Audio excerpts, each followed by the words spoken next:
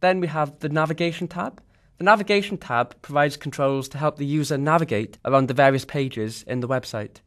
So we're going to be looking at navigation later in this series as well, so I'll just summarize the controls here. First of all, we have the sitemap path. The sitemap path control displays a set of text hyperlinks or image hyperlinks on the web page. Like breadcrumbs, it helps the user see where they're at in the website. It's quite useful if you've got quite a deep hierarchy of web pages in your website, because the user can quite quickly navigate up the hierarchy to the parent pages. Okay, next up we have the menu. The menu control displays a menu on the web page, enough said. And finally we have tree view. Tree view displays hierarchical data in a tree layout. So for example, if you know how directories and files are displayed in Windows Explorer, you'll have a pretty good idea what to expect with tree view. Okay, so let's just take a look at the next one, login.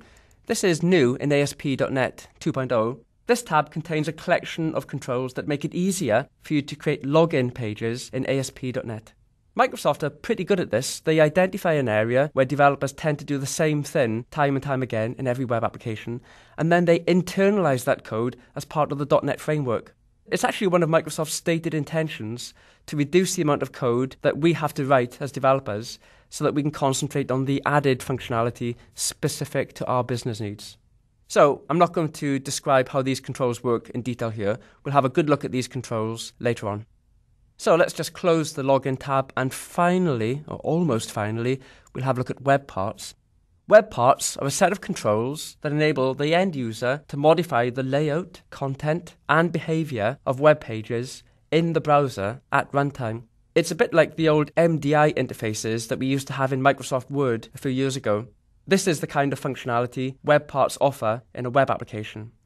I'm not even going to attempt to describe web parts here. It's quite a big topic.